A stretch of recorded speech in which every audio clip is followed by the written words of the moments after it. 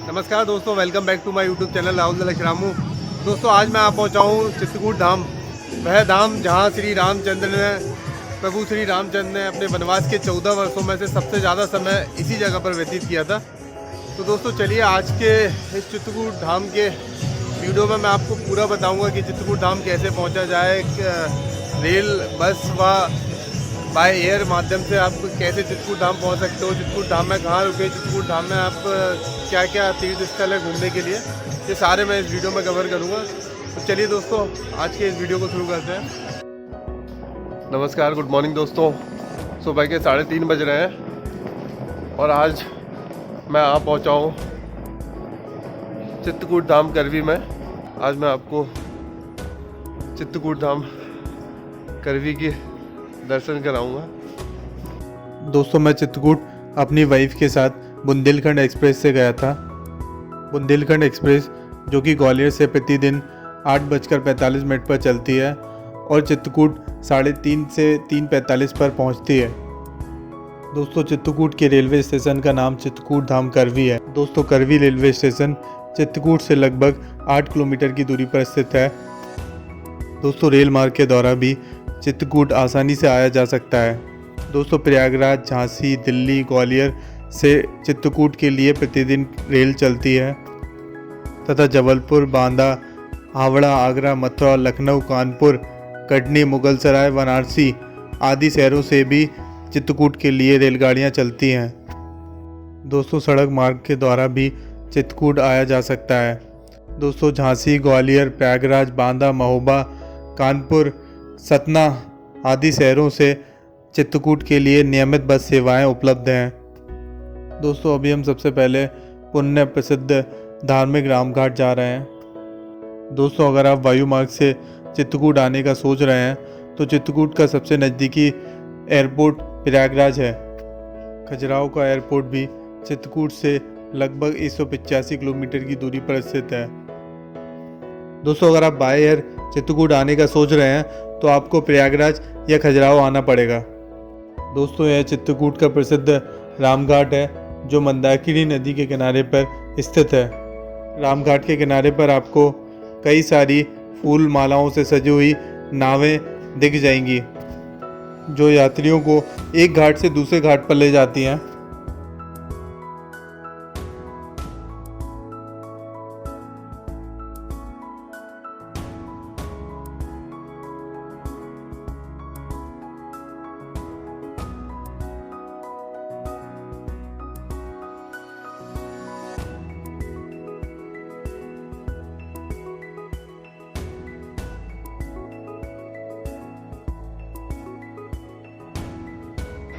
दोस्तों अभी मैं आ पहुंचा हूँ मंदाकिनी नदी के तट पर स्थित रामघाट। ऐसा कहा जाता है कि प्रभु रामचंद्र जी ने इसी घाट पर तुलसीदास जी को दर्शन दिए थे तथा ऐसा भी कहा जाता है कि प्रभु रामचंद्र जी यहाँ पर स्नान करने आया करते थे। चलिए दोस्तों रामघाट के मैं आपको दृश्य दिखाता हूँ। चित्रकूट का सबसे प्रसिद्ध दर्शनीय स्थल रामघाट जो कि मंदाकिनी नदी के तट पर स्थित है। रामघाट चित्रकूट धाम करवी रेलवे स्टेशन से लगभग 10 किलोमीटर की दूरी पर स्थित है। रेलवे स्टेशन से रामघाट ऑटो के द्वारा आसानी से पहुंचा जा सकता है जिसका प्रति सवारी किराया 15 रुपये है। रामघाट पर आपको फूल मालाओं की, धार्मिक किताबों की व बच्चों के खेल खिलौनों की व धार्मिक चीज़ें मिल जाएंगी। सोमवती अमावस्या पर रामघाट पर मेला लगता है जहाँ पर लाखों की संख्या में श्रद्धालु आकर मंदाकिनी नदी में डुबकी लगाते हैं और पुण्य लाभ की प्राप्ति करते हैं। ऐसी मान्यता है और ऐसा कहा जाता है कि इसी घाट पर प्रभु श्री रामचंद्र जी सीता माता व लक्ष्मण जी के साथ गोस्वामी तुलसीदास जी से मिले थे। तुलसीदास के घाट पर बड़ी संतन की भीड़, तुलसीदास चंदन घिसे तिलक देत रघुबीर। रामघाट के किनारे स्थित तुलसी चबूतरा, ऐसा मान्यता है कि तुलसीदास जी ने इसी घाट पर रामचरितमानस लिखी थी। दोस्तों ऐसी भी मान्यता है कि प्रभु श्री रामचंद्र जी इसी घाट पर स्नान करने आया करते थे।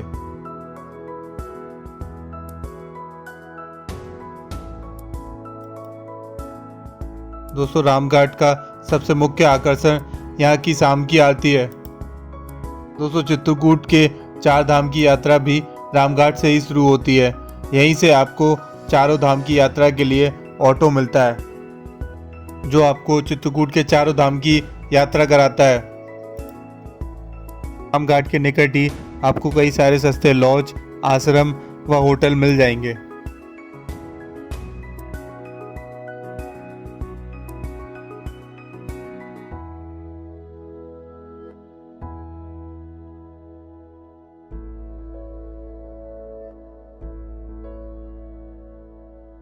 दोस्तों मेरे पीछे ये माँ मंदाकिनी आरती स्थल है।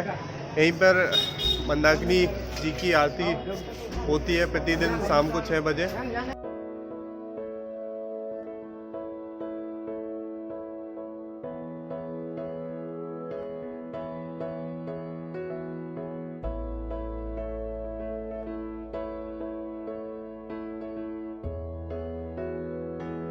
तो रामघाट के किनारे कई सारे मंदिर स्थित हैं।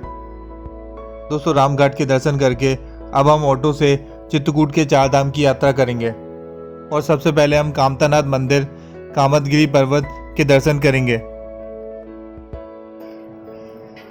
दोस्तों अब हम कामदगिरी मंदिर और कामदगिरी पर्वत जा रहे हैं, जहाँ पर प्रभु रामचंद्र जी ने अपने वनवास के 14 वर्षों में से सबसे ज़्यादा समय यहीं पर बिताया था। कहा जाता है कि प्रभु रामचंद्र जी वनवास के दौरान कामदगिरी पर्वत पर ही रहे और यहीं से उन्होंने पूरे चित्रकूट का भ्रमण किया।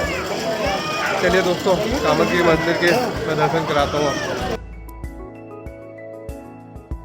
कामदगिरी चित्रकूट धाम का मुख्य पवित्र स्थान है। संस्कृत शब्द कामदगिरी का अर्थ है कि वह पर्वत जो सभी कामनाओं और इच्छाओं को पूरा करता हो। माना जाता है कि प्रभु श्री रामचंद्र जी ने अपने वनवास के दौरान सीता माता व लक्ष्मण जी के साथ कामदगिरी पर्वत पर ही वास किया था। दोस्तों यह कामतानाथ का प्रसिद्ध मंदिर है। यहाँ से दर्शन करके ही आप कामदगिरी पर्वत की परिक्रमा के लिए जाते हैं। माना जाता है कि कामतानाथ जी भगवान राम का ही रूप थे। भगवान कामतानाथ केवल कामदगिरी पर्वत के नहीं बल्कि पूरे चित्रकूट के इष्ट देव प्रमुख देवता हैं। धार्मिक विचार का मानना है कि सभी पवित्र स्थान आध्यात्म तीर्थ परिक्रमा या उसके तीर्थ मार्ग में ही स्थित है। दोस्तों कामदगिरी पर्वत की परिक्रमा का तीर्थ मार्ग लगभग 5 किलोमीटर लंबा है, जिसकी परिक्रमा में लगभग 2 से 2.5 घंटे का समय लग जाता है। दोस्तों इस वक्त मैं कामतानाथ जी मंदिर के प्रवेश द्वार पर हूँ। आप पीछे देख सकते हैं कामतानाथ जी का मंदिर का प्रवेश द्वार और ये जो पीछे मार्ग है यहाँ से कामदगिरी पर्वत की परिक्रमा शुरू होती है, जो कि 5 किलोमीटर की है। करीब 2 से 2.5 घंटा आपको इस परिक्रमा में लगता है।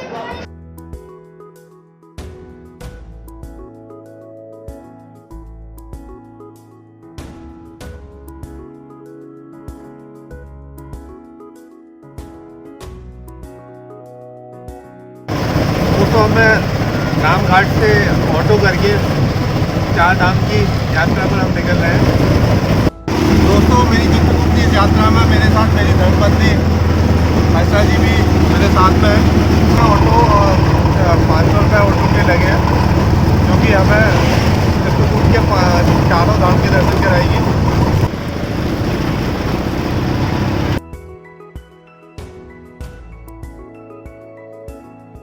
दोस्तों अब हम कामतानाथ जी के दर्शन करके व कामदगिरी पर्वत के दर्शन करके जानकी कुंड आ गए हैं।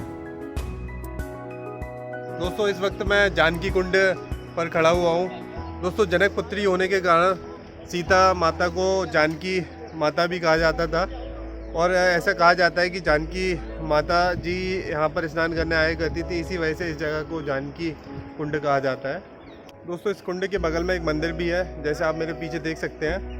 यहाँ जानकी माता के पद चिन्ह भी देखे जा सकते हैं। मैं आपको आगे वीडियो में दिखाऊंगा।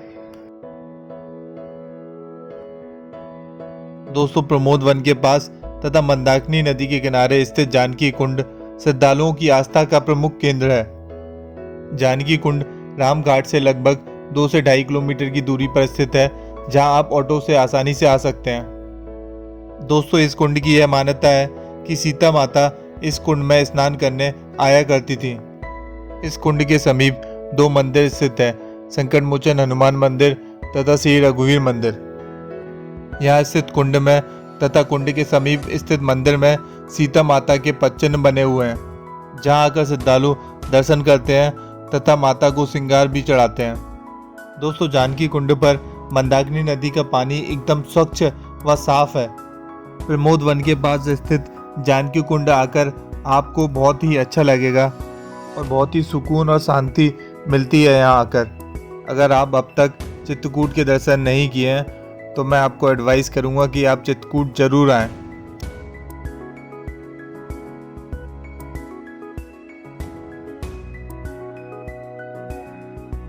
दोस्तों, जानकी कुंड के बाद हम स्फटिक शिला के दर्शन करने पहुंचे।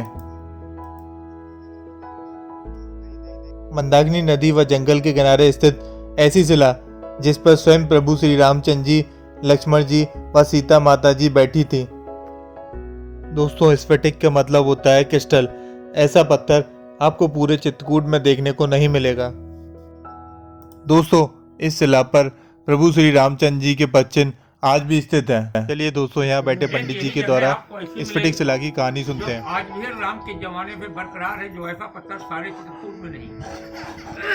क्यों बैठा जाता है, भगवान क्या किए हैं, दोनों चीज में 3 मिनट में बताऊंगा, यहाँ टाइम नहीं लगता। जंगल से फूल लाए, इस शिला में बैठ करके उसका बेड़ीहर गजरा भगवान स्वयं बनाया और जगत जननी माता सीता जी का भगवान ने श्रृंगार। एक बार चुन कुसुम को आए, निजकर भूषण राम बनाए, सीता ही पहराए प्रभु सागर, बैठे फटक शिला अति सुंदर। यहाँ भगवान रामचंद्र जी माता जानकी का श्रृंगार किए थे फूलों का गहना बनाकर। तभी इंद्र के लड़के जयंत को भ्रम हो गया, ये भगवान कैसे हैं जो औरत का श्रृंगार करते हैं। तो वो कौवा का रूप बनाया और सीता चरण चौंच माता के पैर में चोट मार के भागा। भगवान तो अंतर्यामी ये पहचान गए कि बदमाशी करने आया है। भगवान राम एक तिनके का बाण मारा, कौवा तीनों लोक में गया, लेकिन कोई बचाया नहीं, क्योंकि राम के दुश्मन को कौन हो। तब नारद जी ने कहा, अरे मूर्ख, तो पुनः भगवान राम के पास जा, बाकी संसार में कोई नहीं बचाया। तब दोबारा आया, माफी मांगा।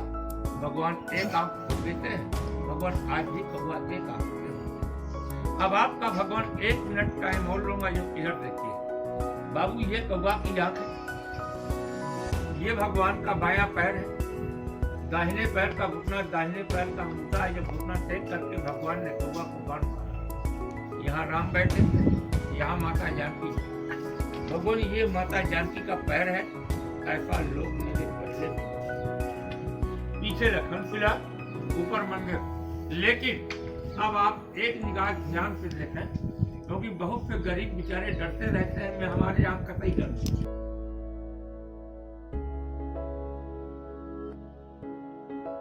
दोस्तों, स्फटिक शिला के दर्शन के बाद अब हम सती अनुसुईया आश्रम के लिए निकल रहे हैं। सती अनुसुईया आश्रम जाने वाला रास्ता बहुत ही सुंदर है।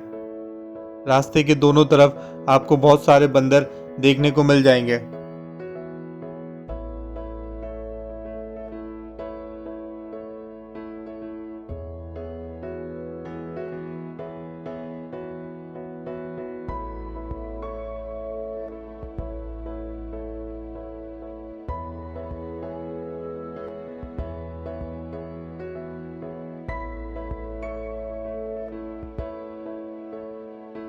दोस्तों, जो प्राकृतिक सुंदरता आपको सती अनुसुईया आश्रम जाने वाले मार्ग पर देखने को मिलेगी, उससे कई ज़्यादा प्राकृतिक सुंदरता आपको सती अनुसुईया आश्रम पर देखने को मिलेगी। दोस्तों, सती अनुसुईया आश्रम स्फटिक शिला से लगभग 8.5 किलोमीटर की दूरी पर स्थित है तथा चित्रकूट धाम करवी रेलवे स्टेशन से लगभग 21 किलोमीटर की दूरी पर स्थित है। विंध्य पहाड़ियों से घिरा हुआ सती अनुसुईया आश्रम प्राकृतिक सुंदरता से भरा हुआ है। दोस्तों, यह पवित्र स्थान माता सती अनुसुईया व ऋषि अत्रि की तपोभूमि है। दोस्तों, ऐसी मान्यता है कि इसी स्थान पर भगवान ब्रह्मा विष्णु महेश जी माता सती अनुसुईया की परीक्षा लेने आए थे, जिन्हें माता सती अनुसुईया ने अपने सतीत्व के प्रभाव से बालक के रूप में परिवर्तित कर दिया था। दोस्तों, चित्रकूट में बहने वाली पवित्र मंदाकिनी नदी का उद्गम स्थल भी सती अनुसुईया आश्रम से होता है।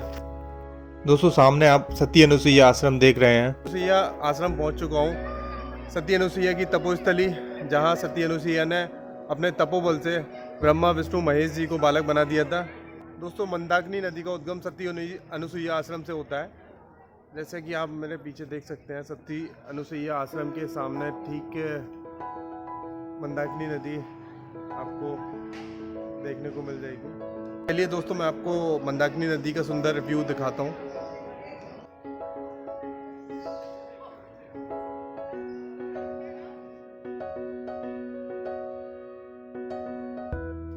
दोस्तों उत्तर प्रदेश व मध्य प्रदेश की आस्था के केंद्र बिंदु मंदाकिनी नदी वह नदी जिसमें खुद प्रभु श्री रामचंद्र जी ने डुबकी लगाई है। दोस्तों सती अनुसुईया आश्रम की सुंदरता देखकर आपका मन प्रफुल्लित हो उठेगा। जहां एक तरफ सती अनुसुईया आश्रम, वहां दूसरी तरफ मंदाकिनी नदी का उद्गम स्थल। दोस्तों सती अनुसुईया आश्रम स्थित मंदाकिनी नदी के उद्गम स्थल पर आकर यहाँ के शांत सुंदर प्राकृतिक सुंदरता को देखकर व मंदाकिनी नदी के शांत निर्मल व नीले जल के घाट किनारे बैठकर आपका मन आनंद से अभिभूत हो उठेगा। दोस्तों चित्रकूट के धार्मिक व पर्यटन स्थलों में से एक सती अनुसुईया आश्रम व मंदाकिनी नदी का उद्गम स्थल, यहाँ आकर मुझे और मेरी वाइफ को बहुत अच्छा लगा और हमें चित्रकूट में सबसे अच्छी जगह यही लगी। दोस्तों अब यहाँ की प्राकृतिक सुंदरता का व्याख्यान अब मैं और नहीं करता हूँ। आप इस वीडियो को देखकर और स्वयं चित्रकूट आकर यहाँ की सुंदरता देख सकते हैं।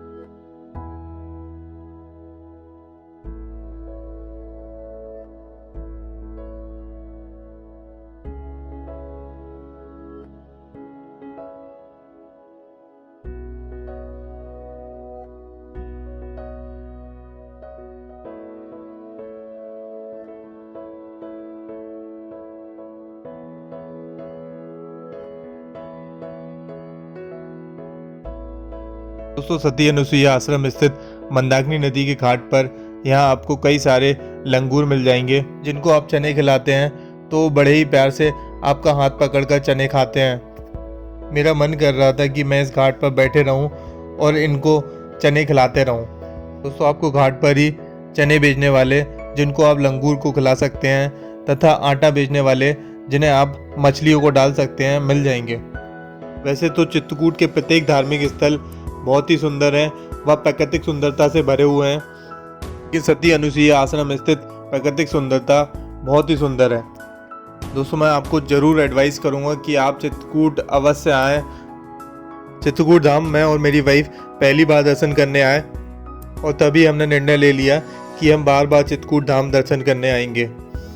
इस बार की हमारी चित्रकूट धाम की यात्रा में हमने कामदगिरी पर्वत की परिक्रमा, हनुमान धारा तथा भरतकूप के दर्शन हम नहीं कर पाए, जो हम अगली बार की यात्रा में करेंगे। दोस्तों चित्रकूट के प्रमुख दर्शनीय स्थल इस प्रकार से हैं: कामदगिरी पर्वत, कामतानाथ का मंदिर, राम घाट, जानकी कुंड, स्फटिक शिला, सती अनुसुईया आश्रम, गुप्त गोदावरी गुफाएं, हनुमान धारा, भरतकूप। इन सभी धामों के दर्शन आप राम घाट से ऑटो बुक करके कर सकते हैं। अगर आप सिंगल हैं तो शेयरिंग में ऑटो भी जाता है, जिसका किराया 80 से 100 रुपये होता है। और अगर आप फैमिली के साथ हैं और चारों धाम की यात्रा के लिए ऑटो बुक करते हैं तो उसका किराया आपको 450 से 500 के बीच पड़ेगा।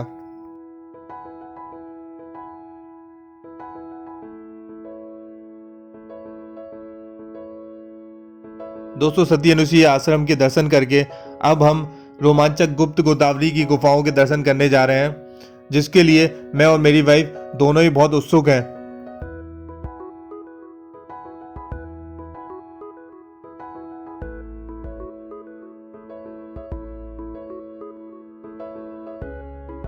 गुप्त गोदावरी में 2 रहस्यमयी गुफाएं हैं।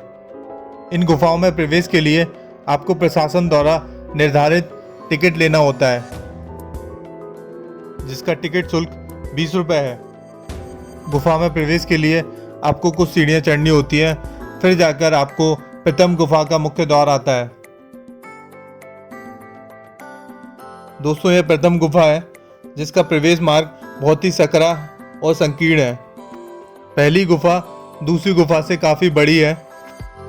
दोस्तों आप इस गुफा के प्रवेश पर स्थित सकरे मार्ग को देखकर बिल्कुल भी अंदाज़ा नहीं लगा सकते हैं कि अंदर कितनी बड़ी गुफा है। दोस्तों गुफा के अंदर घुसते ही आप एक अलग दुनिया में पहुंच जाते हैं, ऐसी दुनिया जो इस गुफा के बाहर नहीं है। दोस्तों गुप्त गोदावरी गुफाएं कई किस्से और कई बरसों पुराना इतिहास छुपाए बैठी हैं। चित्रकूट के अन्य पर्यटन स्थलों व धार्मिक स्थलों की तरह इसका भी अपना एक पौराणिक इतिहास है। दोस्तों चित्रकूट का नाम लेते ही हमें सबसे पहले भगवान श्री राम का नाम याद आता है। दोस्तों भगवान श्री राम जी ने अपने वनवास काल के 14 वर्षों में से 11.5 वर्ष चित्रकूट में ही व्यतीत किए। हिंदू पौराणिक महाकाव्य रामायण में भी बताया गया है कि भगवान राम और भगवान लक्ष्मण 14 साल के वनवास के दौरान कुछ समय के लिए इस गुफा में रुके थे और भगवान श्री राम जी ने यहाँ एक दरबार भी लगाया था। वह जगह इस गुफा में राम दरबार के नाम से जानी जाती है।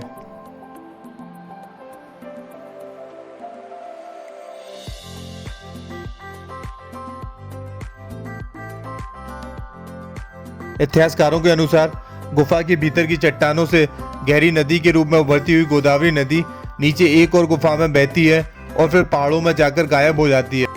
इसलिए ये गुफाएं गुप्त गोदावरी गुफा के नाम से जानी जाती हैं।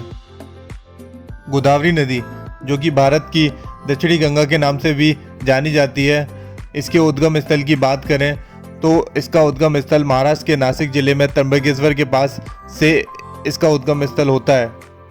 ऐसा कहा जाता है कि देवी गोदावरी मैया चित्रकूट में गुप्त रूप में प्रकट हुई थी ताकि वह भगवान राम के रूप के दर्शन कर सकें। ऐसा भी कहा जाता है कि देवी गोदावरी को यह मालूम था कि भगवान श्री राम त्रेता युग में ऐसी किसी गुफा में आकर वास करेंगे। यह गंगा गुप्त गोदावरी सीता कुंड है। ऐसा कहा जाता है कि सीता मैया इसी कुंड में स्नान किया करती थी।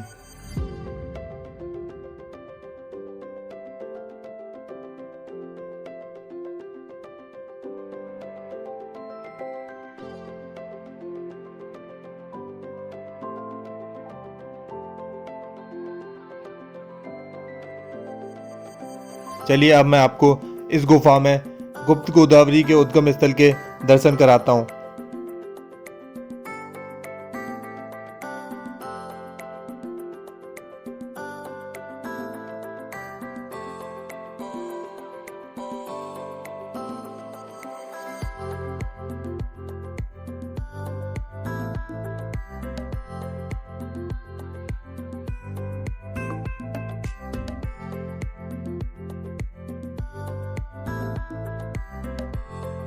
आगे की तरफ जाने पर हम खटखटा चोर मंदिर के दर्शन करेंगे।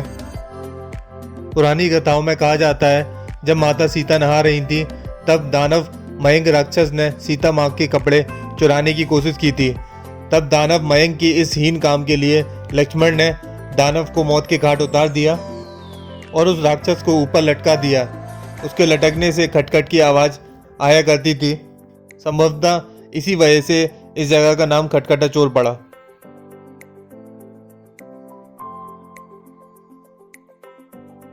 अब हम पहली गुफा से उसी सकरे मार्ग के द्वारा बाहर की तरफ निकलेंगे।